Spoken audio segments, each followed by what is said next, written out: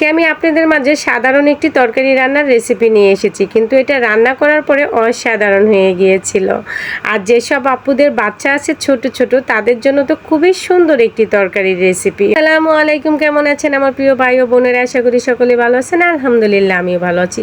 আমার ছাদ বাগান থেকে নিয়ে নিলাম কিছু থানকুনি পাতা। আপনারা তো জানেন আমার ছাদ বাগানে থানকুনি পাতা হয়েছে প্রচুর পরিমাণে। সেই থানকুনি পাতাটা দিয়ে আজকে আমি একটি রেসিপি তৈরি করে আপনাদেরকে দেখাবো। তো থানকুনি পাতাগুলো আমি এভাবে ছোট ছোট করে বেছে নিয়েছি, দেখতেই পাচ্ছেন। তারপরে একটি কড়াই বসিয়ে দিলাম, কড়াইতে পরিমাণ মতো তেল দিয়ে দিলাম, দিয়ে এখানে আমি আলু দিয়ে দিলাম কটার চামচ হলুদের গুঁড়ো, কটার চামচ লবণ দিয়ে ভালোভাবে এটাকে বাদামি কালার করে ভেজে নেব। আলুটা ভেজে দিলে কি হয় জানেন, খেতে বেশি ভালো লাগে। আর এই থানকুনি পাতা দিয়ে শিং মাছের ঝোল রান্নাটা কিন্তু খেতে অসাধারণ লাগে। তারপরে আমি আলুগুলো নামিয়ে দিয়ে দিলাম এখানে পেঁয়াজ কুচি। পেঁয়াজটাকেও আমি একটু বাদামি কালার করে ভেজে নেব। এটা যখন বাদামি হয়ে যাবে তখন আমি 1 চামচ আদা রসুন বাটা দিয়ে দেব। দিয়ে তারপরে এখানে আমি পরিমাণ মতো পানি দিয়ে দেব। 1/2 চামচ হলুদের গুঁড়ো, 1/2 চামচ মরিচের গুঁড়ো, 1/2 চামচ ধনিয়ার গুঁড়ো দিয়েছি। আমি ধনিয়ার গুঁড়োটা দেখানো হয় নাই, কিন্তু এখানে আমি 1/2 চামচ ধনিয়ার গুঁড়োও দিয়েছি। তারপরে পরিমাণ মতো লবণ দিয়ে ভালোভাবে এটাকে আমি কষিয়ে নেব। তারপরে যে শিং মাছটা আমি কেটে ধুয়ে রেখেছি সেটাকেও আমি এখানে দিয়ে কষিয়ে নেব। শিং মাছের তরকারি কিন্তু কষিয়ে রান্না করলেই খেতে ভালো লাগে। আর যে কোনো তরকারি আপনি যত বেশি কষাবেন খেতে তত বেশি ভালো লাগবে। দেখেন আমি শিং মাছগুলো এভাবে কেটে রগটাকে বের করে নিয়েছি। রগটা বের করে নিয়ে আমি ভালোভাবে ধুয়ে পরিষ্কার করে তারপরে কিন্তু আমি শিং মাছটাকে এভাবে সুন্দরভাবে কষিয়ে নিয়েছি।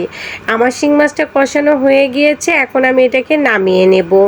এটাকে নামিয়ে যে আলুগুলো আমি ভেজে রেখেছিলাম সেই আলুগুলোর সাথে রেখে দেব। দেখতে পাচ্ছেন এভাবে রেখে দিতে হবে। তারপরে যে মশলাটা আছে এটার ভিতরে আমি পরিমাণ মতো জল দিয়ে দেব। আমি একটু জলের পরিমাণটা বেশি দিয়েছি, আপনারা যেরকম জল খাবেন ওরকম অনুমান করে জলটা দেবেন। তারপরে এখানে শিং মাছ আর আলুগুলো আমি দিয়ে দিব। আর আলুগুলো একটু ভেজে দেওয়ার চেষ্টা করবেন, তাহলে কিন্তু খেতে খুব বেশি ভালো লাগে। তারপরে এখানে আমি দিয়ে দিব থানকুনি পাতাগুলো। আমি শুরুতেই বলেছিলাম যেসব আপুদের ছোট বাচ্চা আছে তাদের জন্য এই রেসিপিটা অনেক ভালো একটি রেসিপি। অনেক সময় দেখা যায় বাচ্চারা বুকের দুধ খায়, কিন্তু মা ঝাল জাতীয় কোনো খাবার খেলে বা উল্টাপাল্টা কিছু খেয়ে ফেললে দেখা যায় বাচ্চাদের পেটে প্রবলেম হয়ে যায়। সেক্ষেত্রে কিন্তু আপনারা যেভাবে থানকুনি পাতা দিয়ে শিং মাছের ঝোলটা রান্না করে খান, তাহলে ইনশাআল্লাহ দেখবেন আপনার বাচ্চাদের পেট ঠিক হয়ে যাবে বা আপনাদের নিজেদেরও সমস্যাটা সমাধান হয়ে যাবে। যে কোনো মানুষেরই পেটে কোনো সমস্যা হলে থানকুনি পাতা দিয়ে শিং মাছের এই ঝোলটা রান্না করে খেয়ে দেখতে পারেন, ইনশাআল্লাহ আপনাদের পেটের সমস্যা ভালো হয়ে যেতে পারে। আর এই শিং মাছের ঝোলটা যে কিন্তু পেটের সমস্যা থাকলে খেতে হবে তা কিন্তু না। এই থানকুনি পাতা দিয়ে শিং মাছের ঝোলটা কিন্তু যে কোনো মানুষই খেতে পারবে, খেতে অসাধারণ লাগে। আমি একটু ভাজা জিরার গুঁড়ো দিয়ে দিয়েছি, এখন আমি নামিয়ে নেব।